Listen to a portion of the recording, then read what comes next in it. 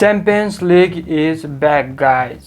आजबाट चाहिँ 2025-26 च्याम्पियन्स लिगको सुरुवात हुन गइरहेको छ, जहाँ चाहिँ आज यस्ता म्याचहरू रहेका छन् भने आर्सेनलले चाहिँ एथलेटिक क्लबसँग खेल्नुपर्नेछ, जहाँ चाहिँ हेभिली फेभरेट आर्सेनल देखिए तापनि यो म्याचमा चाहिँ आर्सेनलको लागि काई हावर्ड, बुकायो साका र विलियम सालिबा जस्ता प्लेयरहरूले मिस गर्नेछन् भनेदेखि त्यस्तै अब कुरा गरौँ एथलेटिक क्लब, जहाँ चाहिँ निको विलियम्सले प्रोबेबली यो म्याचमा मिस गर्नेछन् र एथलेटिक क्लबलाई चाहिँ आफ्नो होमको एडभान्टेज भए तापनि आई थिङ्क यो म्याचमा चाहिँ आर्सेनलले आफ्नो जित दर्ज गर्न सफल हुन्छ।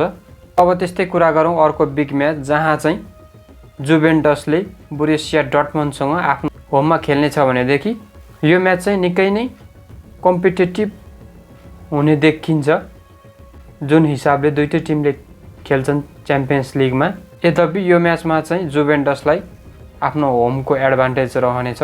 र अब कुरा गरौँ रियल म्याड्रिड र मार्सेल, जहाँ चाहिँ रियल म्याड्रिडले आफ्नै होममा मार्सेललाई होस्ट गर्नेछ र अभियसली यो म्याचको लागि चाहिँ रियल म्याड्रिड हेभिली फेभरेट हुनेछ, किनकि रियल म्याड्रिडमा चाहिँ स्टार खेलाडी एम्बापे, भिनिसियस, रोड्रिगो जस्ताहरू प्लेयर छन् र उनीहरूलाई आफ्नो होमको पनि एडभान्टेज छ, जसको कारणले गर्दा चाहिँ यो म्याच रियल म्याड्रिडले इजिली जित्न सक्छ। र अर्को बिग न्युज रियल म्याड्रिड फ्यान्सको लागि बेलिङ्गम र कामाभिङ्गा चाहिँ ब्याक टु ट्रेनिङ सेसनमा आइसकेका छन्, जुन चाहिँ एकदमै बिग न्युज हो म्याड्रिडको लागि र रियल म्याड्रिड फ्यान्सको लागि।